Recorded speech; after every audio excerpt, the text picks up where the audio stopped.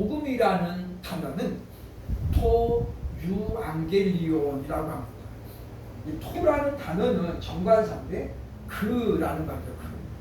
그리고 앞에 유라고 하는 말은 좋다, 선하다 그런 뜻을 갖고 있어요. 그렇죠? 그래서 이 유라는 단어가 맨 앞에 접두어로 붙어 있으면 저 단어는 무조건 좋은 뜻, 긍정적인 말을 뜻합니다. 앙겔리온이란 말이 소식이란 말, 소식. 메신저 소식이란 말입니다. 보면 좋은 소식 또는 기쁜 소식이라고 그렇게 복음을 정의할 수 있습니다. 원래 이 단어는 어디서 파생되냐면 전쟁터에 자식을 보낸 부모가 자식에 대한 안부가 너무 궁금합니다.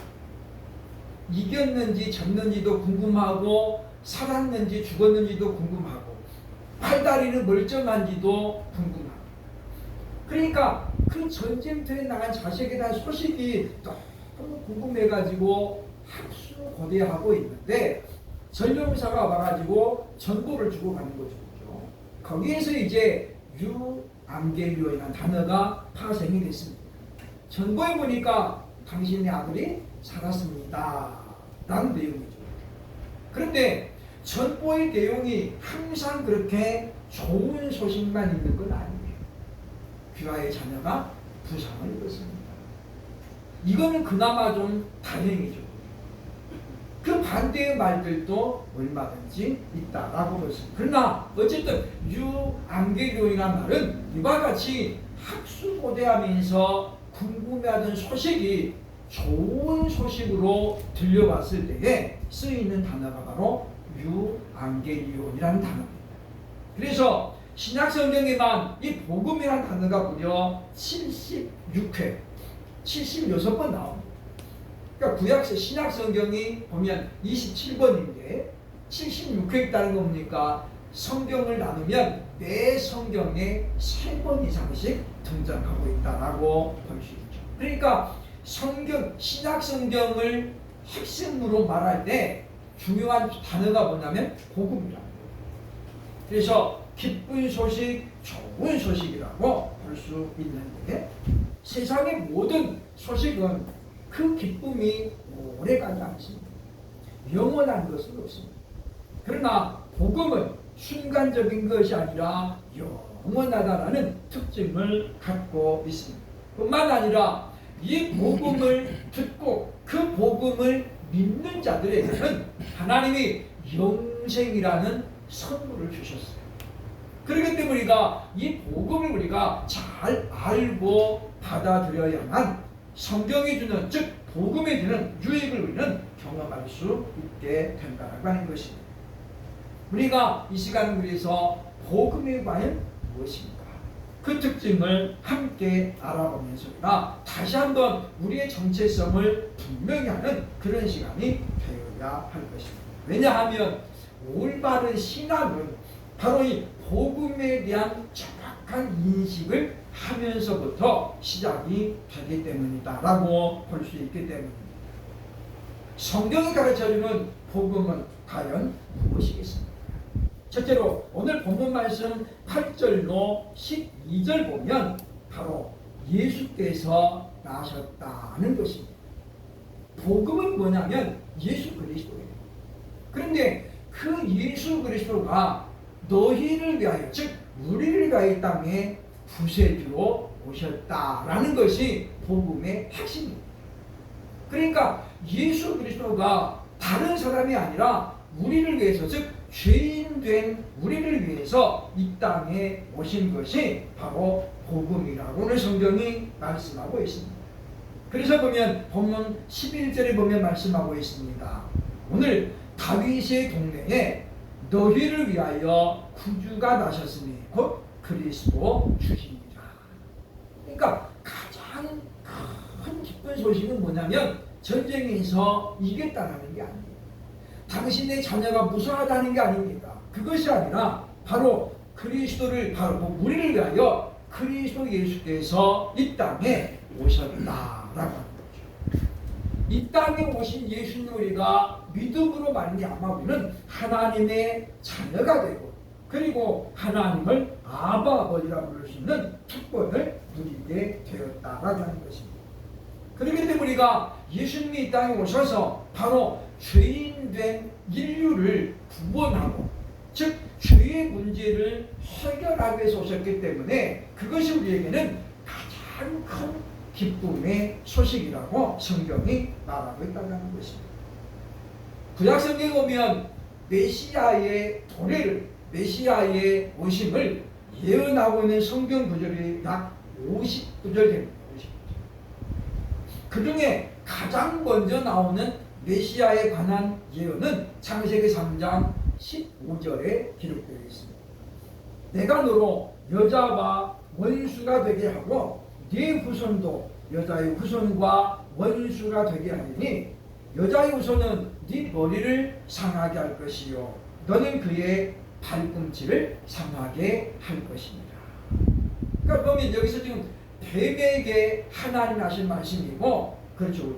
거기 보면 여자의 후손을 이야기하고 그 여자의 후손이 뱀의 머리를 치명상을 입힐 것이라고 말씀하고 있습니다. 그래서 많은 사람들이 이것을 가지고 오리지널 복음이다, 그러니까 성경에 가장 먼저 나오는 복음이라고 이렇게 설명을 하고 있습니다. 그래서 예수 그리스도는 창세기 3장 15절에서 말씀되어진, 예언되어진 여자의 후손으로 이 땅에 오셔서 우리를 죄악의 길로 이끌어가고 있는 뱀의 머리를 상하게 하는 바로 그 예언의 메시아로 이 땅에 오셨음을 성경이 분명히 말씀해주고 있다는 것입니다.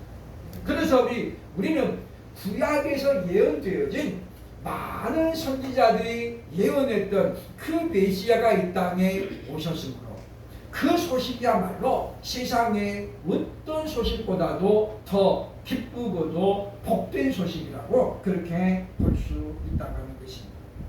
그래서 복음은 오랜 기다림이라고 하는 결과인 우리는 기억을 해야 됩니다. 우리는 복음이 늦게 들어왔기 때문에 지금 우리는 다시 오실 예수님을 기다리지만은 구약의 백성들은 처음으로 오시는 메시아를 기다렸습니다. 선지자 아모스는 우리에게 말합니다. 말씀을 듣지 못하는 기갈이 올 것이다. 그리고 그 첫 번째 기갈은 바로 말라기에서, 말라기가 죽고 나서 그리고 예수께서 등장하기까지 약 400여 년을 가리킵니다.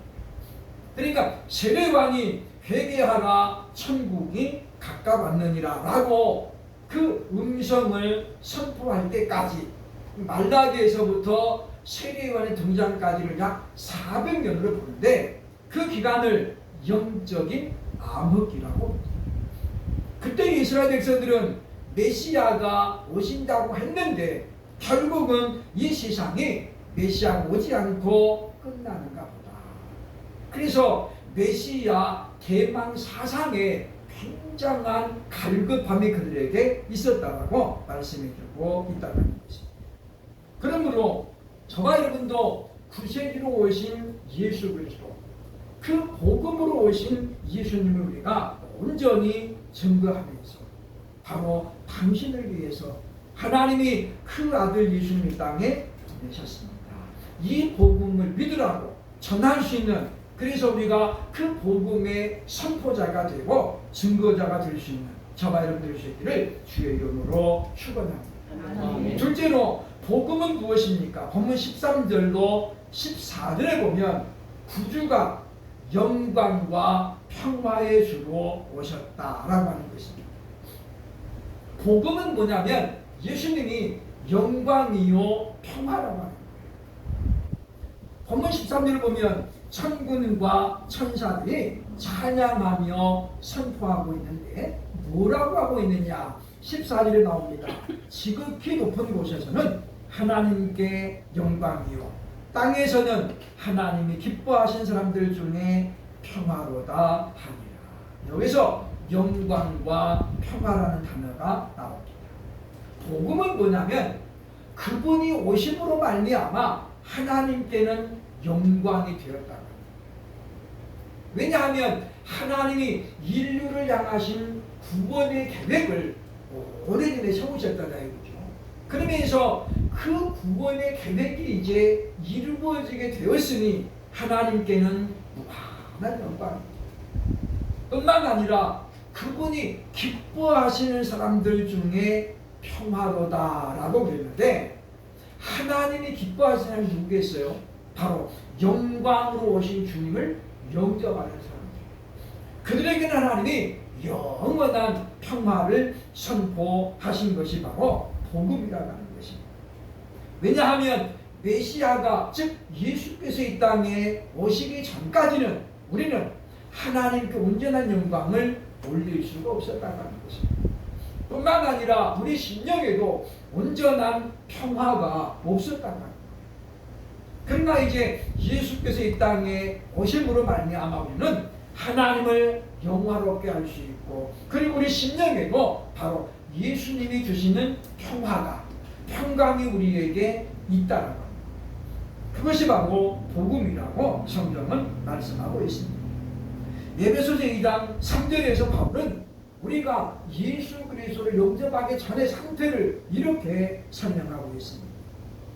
전에는 우리도 다 그 가운데서 우리 육체의 욕심을 따라 지내며 육체와 마음이 원하는 것을 하여 다른 이들과 같이 본질상 진노의 자녀였다. 그러니까 우리는 그냥 본능적으로 살았다고 하는 거예요.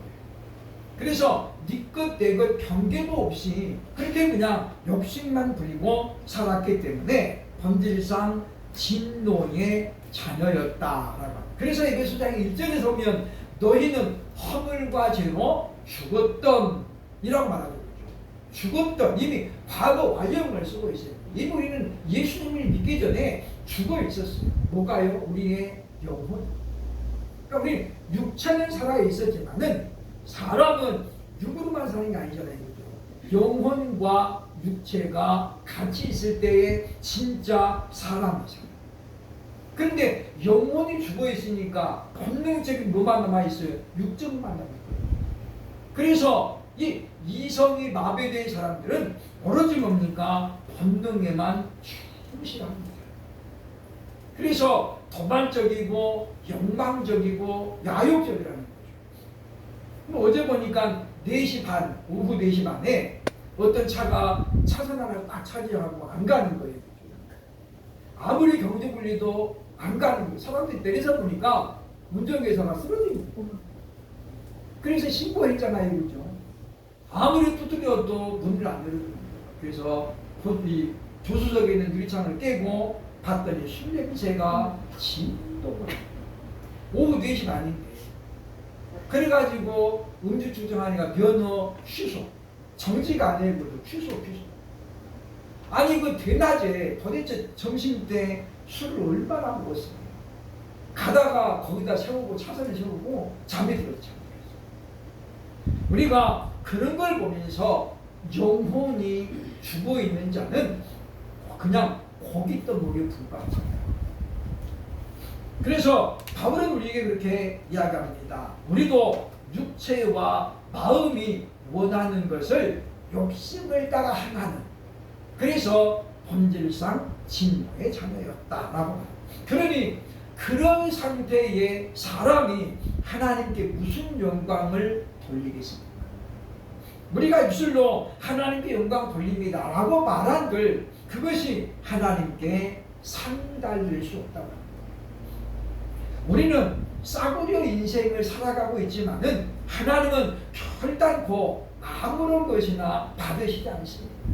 왜냐하면 구약 성경에 보면 너희가 하나님께 예물을 드릴 때는 반드시 흠이 없는 것으로 드리라고 했잖아요. 흠이 없는 것으로.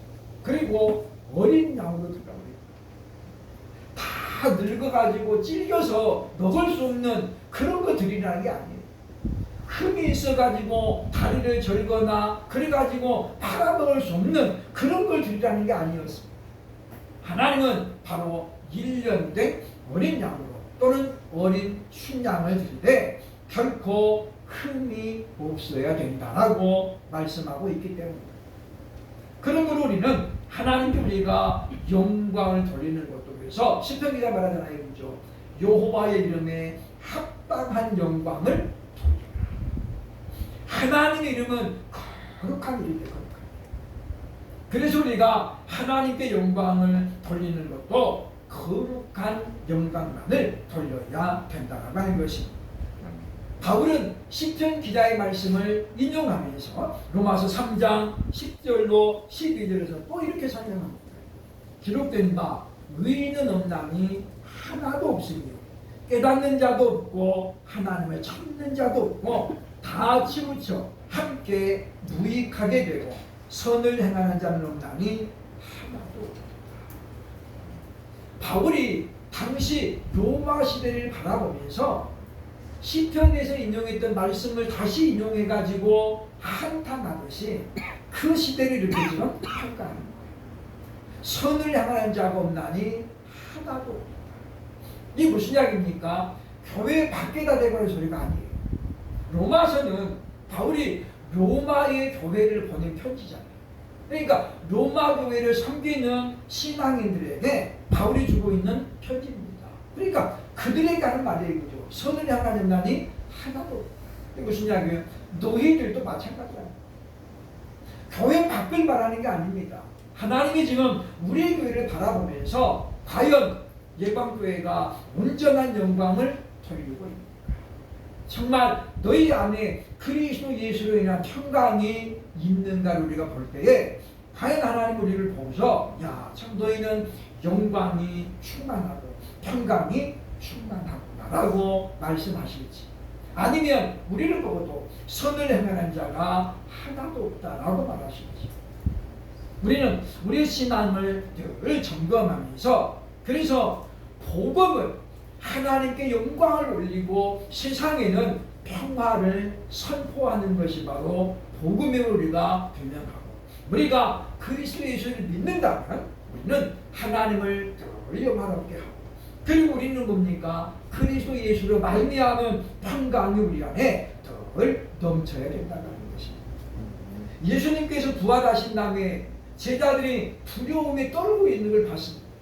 그들에게 예수님이 가장 먼저 한 말이 뭐였습니까? 너희에게 평강이 있을지어다. 다른 게 아니었습니다. 할 말이 얼마나 많겠습니까? 그런데 예수님은 가장 먼저 그들에게 평강을 빌어주잖아요. 그래서 우리가 정말 예수를 믿는다면 우리 안에는 늘 평강이 있어요. 두려워하거나 초조하거나 염려로 가득하고 근심이 많은 것은 아직 복음에 대한에 없다는 증거예요. 빛이 강하게 비치면 어두움은 전부 물러나게 되어 있습니다. 그렇잖아요. 우리가 요즘 핸드폰이 있습니다만은 깜깜한 골목에 갈 때에 핸드폰의 전등을 딱 켜면 어두움이 쫙 밀려나잖아요. 빛의 우리 밀려납니다. 마찬가지입니다. 예수님이 복음의 신 예수님이 우리 마음에 좌정하시면 바로 그때 우리에게 평강이 오고, 그리고 그 평강 때문에 세상의 염려, 두려움, 근심은 다 사라지는 것이 당연하다고 합니다. 그래서 예수님은 씨 뿌리는 비유에서 말씀하잖아요. 그죠? 가시덤불 밭을 이야기하면서 그 가시덤불이 뭐냐? 세상의 염려, 물질의 유혹이라고, 재리의 유혹이라고 말씀합니다. 그래서 우리는 이제 복음으로 오신 바로 평강의 주님 우리 마음에 늘 보시고, 우리도 이제 하나님께는 영광을 돌리고 우리 안에는 그리스도의 평강을 늘 넘쳐나도록 우리가 선포하고 또 평강의 삶을 누리고 복음이 주는 능력을 경험하는 그런 우리들이 되어야 할 것입니다. 세 번째, 복음은 뭐라고 말합니까? 요한복음 1장 14절에 보면 복음은 은혜와 진리라고 말합니다. 예수님이 이 땅에 뭘로 오셨냐면 은혜와 진리로 오셨어요. 은혜를 가지고 오신 것이 아니라 예수님 자신이 은혜입니다. 그러니까 우리가 예수를 믿고 예수님을 영접하면 우리는 뭘 받을 거예요? 은혜를 영접합니다. 그 은혜가 무엇입니까? 로마서 8장이고 2장에 에베소서 2장 8절로 구절에 보면 너희가 그 은혜를 인하여 믿음으로 말미암아 구원을 얻었나니 이것이 바로 너희에게 주신 하나님의 선물이라 라고 말합니다. 그러니까 은혜는 뭐냐면 선물인데 그 선물의 내용을 우리가 딱 열어보니까 뭐였다는 거예요? 바로 구원이다. 그러니까 예수님의 이 땅에 오신 것이 왜 복된 소식이고 기쁜 소식이냐? 우리는 그분으로 말미암아 우리가 죄의 문제가 해결될 뿐만 아니라 하나님 나라의 백성이 돼가지고 이제는 우리가 하나님의 나라를 바라보는 가운데 주님 언제 오십니까? 이걸 우리가 기도 제목으로 좀 삼고 살아가게 되었기 때문에 바로 그분이 은혜 자체라는 겁니다. 요한복음 1장 14절을 이렇게 말합니다. 말씀이 육신이 되어 우리 가운데 거하시니 우리가 그의 영광을 보니 아버지의 독생자의 영광이요 은혜와 진리가 충만하다. 은혜와 진리가 충만하다. 네, 가득 찼다는 게 아니에요, 그죠? 은혜와 진리가 완전히 어떻게 덮고 있는 거예요. 지배하고 있는 거예요. 왜 바울이 너희가 성령으로 충만하고 됐습니까? 가득 차는 거면 안 쏟았는지 안 쏟았는지. 그런데 충만이라는 단어는 그런 단어가 아니에요, 그죠?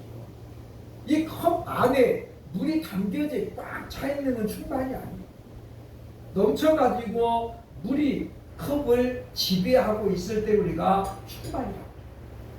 그리고 우리 어떻게 계속해서 부어짐을 경험해야 성령이 내 육을 지배하는 거예요. 그런데 이것이 중단되면 내 안에 성령이 계셔도 육이 성령을 품고 있는 동안에는 육이 성령을 지배합니다. 그래서 우리는 믿음이 있는 것 같다가도 없어지는 것 같고 어떨 때는 성령이 충만한 것 같다가도 어떨 때는 성령이 안 계시는 것 같고 왜 그러느냐? 성령이 우리의 계속해서 부어져야 되는데 이게 안 되기 때문에 그래서 바울은 너희가 성령으로 충만해져라 그렇게 권면하고 있는 우리가 늘 성령의 도우심을 구하고 성령이 내 자아를 지배하도록 우리가 늘 기도해야 되겠다라고 하는 것입니다.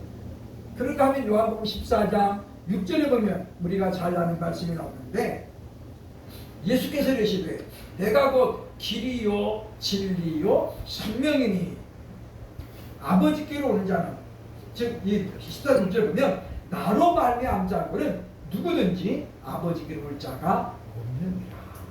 거기 보면 내가 곧 길이요 진리요 생명이라고 말합니다. 그래서 예수님은 하나님 나라로 가는 유일한 길이고 그리고 뭐요? 진리라는 거예요. 진리를 알아야 우리가 그 진리로 말미암아 자유함을 얻게 된다고 요한복음 8장 31절을 우리에게 말씀하고 있다는 것입니다. 그러면 우리가 인류 역사에 보면 세계 소위 말하는 세계 위인들이 얼마나 많습니까? 그러나 그 인물들 가운데 기원 전과 기원 후를 나누는 기준 인물이 되는 사람은 오직 예수 그리스도 한 분뿐입니다. 그래서 역사는 BC 기원 전이죠, 그죠? Before Christ. 그리스도 전과 아노 도미네 주후라는 거죠, 그죠? 주후. 아노가 후 그리고 도미네가 주여라는 뜻인데. 그러니까 예수 그리스도의 오심 이후를 우리가 기원 후라고 불러요. 그래서 우리가 AD라고 하죠, AD. BC와 AD. 인류사에는 예수님을 버금가는 그런 인물들이 많이 있죠, 그죠? 그래서 세계 4대 성인을 꼽습니다. 그러나 우리가 소크라테스 생일 아는 사람도 없고, 뭐 석가모니는 우리나라 하도 알려져가지고 우리가 4월 8일인가 압니다만 공자의 생일도 모르잖아요. 그 석가모니가 아무리 유명해 유명해도 불교에서는 감히 그분의 탄생을 기준으로 해서 서기와 AD를 나누자고 아무도 말하지 않습니다. 그렇죠? 그들이 다른 건 다 못 받습니다. 여름 성경학교가 교회마다 하니까 그들도 여름 불교 학교를 하고, 교회가 성가대가 있어가지고 찬양대가 다 하면 그들도 이제 찬불가를 만들어가지고, 가수 이은하 씨가 당시 이제 주동에 돼가지고 했다라는 그런 말이 있습니다만은, 교회를 모방하잖아요, 그죠? 그래도 그들이 지금 모방하지 못하는 게 있다면 바로 석가모니의 생일을 기본적인 기본 나누자 말은 감을 못합니다. 인류 역사에서 바로 예수께서 오신 것을 이와 같이 기준으로 삼는 것이 바로 어디에 있겠습니까? 사람들은 어떤 정치적인 힘에 의해서 됐다라고 말할 수 있을지 모릅니다. 그러나 그것은 역사의 주관자 되시는 하나님의 작품입니다. 우리가 역사를 히스토리라고 해요. 히스토리. 그 뭡니까? 히스토리를 붙여놓은 거잖아요. 그죠? 그의 역사, 그분의 이야기, 그분이 누구예요? 바로 하나님이시고 예수 그리스도죠. 그러니까 하나님에 대한 이야기가 뭐예요? 역사예요, 역사. 그래서 우리가 세계 역사에서 이스라엘의 역사를 뺄 수가 없습니다. 그래서 우리가 보면 성경이, 구약 성경이 대단히 중요하다는 거죠. 그래서 우리는 이 시간 우리가 복음이 무엇인가를 분명히 생각하면서 은혜와 진리가 복음. 그래서 우리는 은혜로 충만해야 되고 진리로 우리가 무장해야 되죠. 진리가 무엇입니까? 바로 하나님의 말씀이라고 요한복음 17장 17절에 말씀하잖아요. 저들을 진리로 거룩하게 하옵소서. 아버지의 말씀은 진리입니다. 그 아버지의 말씀이 육신을 입고 오셨으니 그분이 바로 뭐예요? 은혜가 진리가 충만하다. 우리는 복음으로 오신 예수님을 온전히 믿고 그분으로 말미암아 지금 살아가고 있는 사람들. 그렇기 때문에 우리가 이제 이 복음의 증인이 돼야 되고 증거자가 돼야 된다. 그래서 우리가 이제 이 복음으로 다시 한번 새롭게 하고, 많은 사람들이 지금 이제 기독교에 대해서 오해하고 있고, 또 많은 사람들이 교회를 비관적으로 보는 사람들도 많이 있습니다. 그러나 교회는 항상 핍박을 받으면서 성장해 왔습니다. 예수님의 가신 길은 그래서 뭡니까? 골고다로 가는 길이었고 눈물 없이 갈 수 없는 길. 주기철 목사님께서 찬양하면서 그랬잖아요. 주님 가신 길은 눈물 없이 갈 수 없는 길. 그래 뭐라고 그러니까 아파도 가야 하고 배고파도 가야 하네. 어떤 야구 선수가 어제 인터뷰를 하면서 우리는 직업이 야구 선수니까 날씨가 더워도 운동하는 것이 당연합니다 라고 했습니다. 그 사람이 예수 믿는 사람이 아닌지는 모르겠습니다만은 우리가 비가 와도 눈이 와도 날씨가 더워도 오늘 36도라고 해요. 물 많이 드셔. 오늘 같은 날은 떼약볕이 오래 있으면 안 돼요. 큰일 나요. 요번 이제 어쨌든 간에 요번 일주일 동안이 계속 덥습니다. 그래도 우리가 너 국방부 시계를 거꾸로라도 간다 그랬는데 이제 뭐 어쨌든 한 일주일만 잘 견디고 또 아침 저녁은 선선한 바람이 듭니다. 이런 때 우리는 그런 어떤 환경 때문에 아까도 이야기했습니다만은 예전에는 무슨 콩나물 집처럼 애들도 옛날에는 많았잖아요. 시골에 에어컨이 어디 있습니까? 선풍기 하나 들어가는 그냥 있는데 그런 게 비하면 우리는 지금 너무 좋은 세상에서 좋은 환경에서 살아갑니다. 우리 루마니아의 우리 박성호 선교사님이 카톡이 왔어요. 그죠? 가족교회가 지금 9개가 생겼는데 자기 교회 본교회에 말고 주일날 되면 못 오는 분들이 많아서 그 일대에 이제 자기 집을 교회로 내놔가지고 하루를 예배를 해요. 그런데 거기도 여름이 있잖아요. 더워가지고 견딜 수가 없다는 선풍기가 없어서. 그래서 이분이 선풍기를 하나 구해가지고 천장에 매달아줬더니 구멍이 나. 비가 새는 거예요. 그래서 이게 그냥 선풍기를 닫아도 좋아졌는데 비가 새니까 비가 오면 이게 그냥 또 비싸게 돼요. 그래도 그분들이 선풍기 하나 달아주니까 너무 좋아가지고. 그래서 선풍기가 좀 필요합니다. 선풍기를 보내달라는 게 아니라 돈이 필요하다. 우리가 그런 걸 보면서 아직도 지구 한편에서 이 무더운 날, 그래서 어떤 가정교회는 아예 방에서 집에 예배 못 드리고 밖에 나가서 예배 드립니다. 그나마 밖에는 그늘지대가만 좀 시원합니다. 우리가 그런 생각을 하면서 참 우리도 경상북도 쪽에는 7월 8월에 오전 예배만 되고 다 쉰다는 게 얼마나 좋을까. 저도 그런 생각이 들 때가 있어요. 우리도 그냥 주일 오전 예배만 다 쉬면 좋겠다. 그렇게 과연 하나님께서 그걸 왜 기뻐하십니까? 우리가 복음의 정체성을 분명히 하고 은혜와 진리로 오신 바로 그분으로 충만해서 어떤 환경에서도 하나님을 예배하는 것을 기쁨으로 삼고 복음으로 무장하는 저와 여러분 될 수 있기를 주의 이름으로 축원합니다. 아멘.